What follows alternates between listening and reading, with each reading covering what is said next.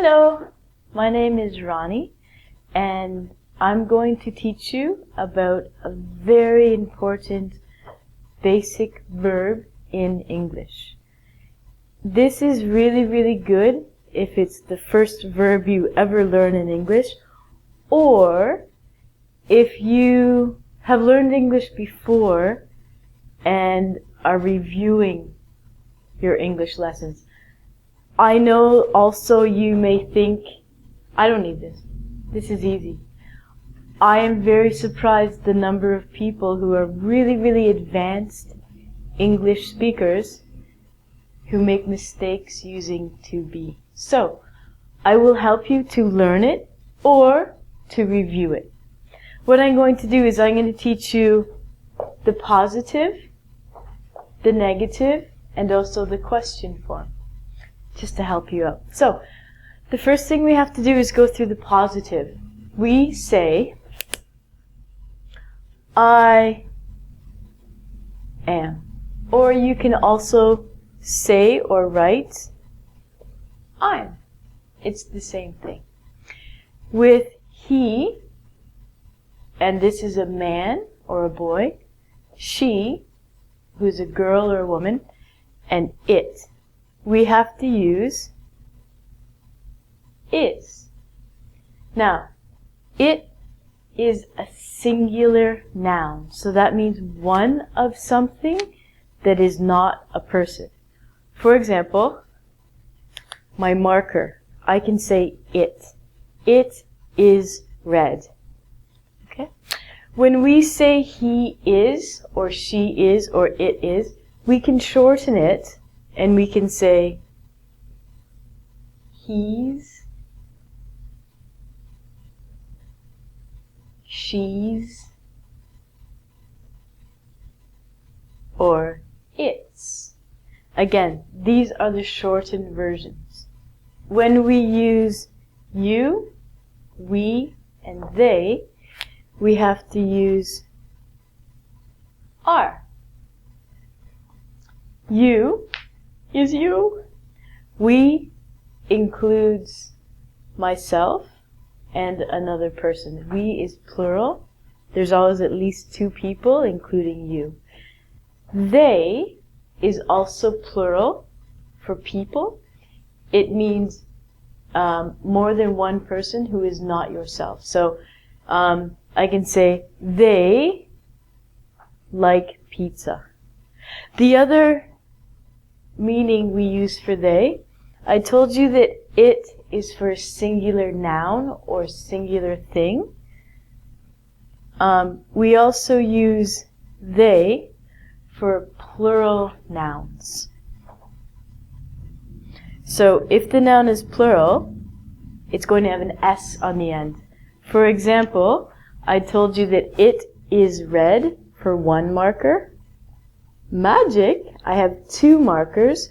I have to say they are black and red. So one is it, two or more are they. We can also break these down and make them shorter when we speak or when we write. Both speaking and writing is acceptable. We say your, we're, and there. Okay? We're going to go on to the negative form of these. So this is positive, and as you can tell here, this is negative. So positive is I am or I'm. What we're going to do with the negative is we're only going to add one word, and it is the same for all of the subjects. To make it negative, we put not. So for this one, we're going to write I'm not. Or you could say I am not. It doesn't matter. Normally, when we speak English, we would say I'm not. For he, she, and it, all we're doing is adding not with is. So I'm going to write he is not, Or you can say she isn't. These two are exactly the same. And then you say it isn't, or it is not. And the last three are you are not, or we can say we are not, or we aren't. I can say they are not, or they aren't.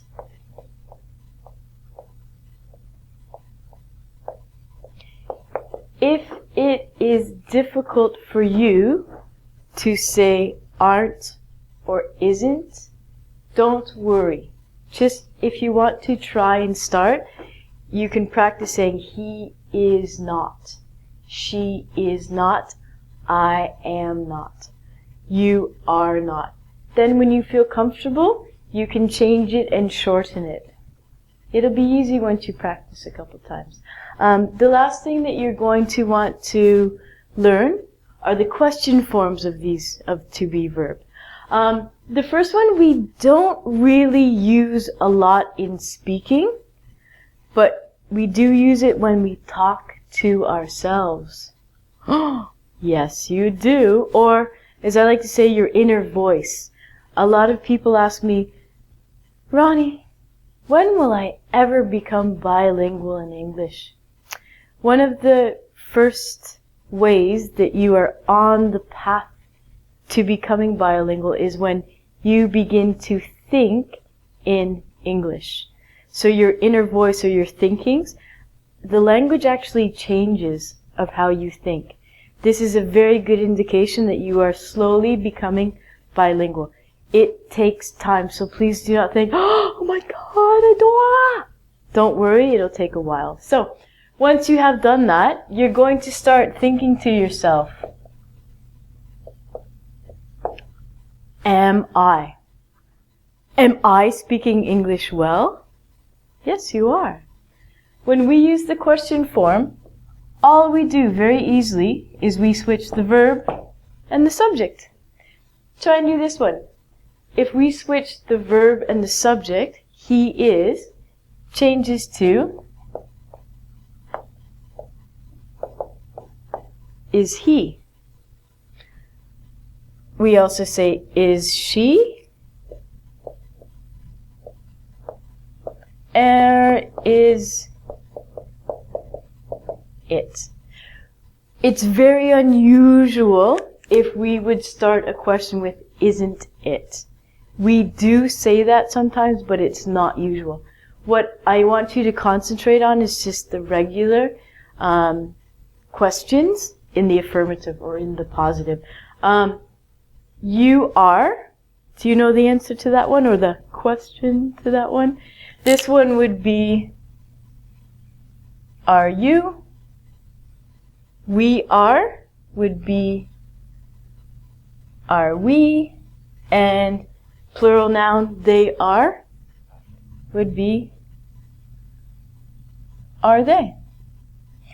One very important thing as well is when you're asking a question, when you're writing the question, you always need one of these beautiful things at the end called a question mark.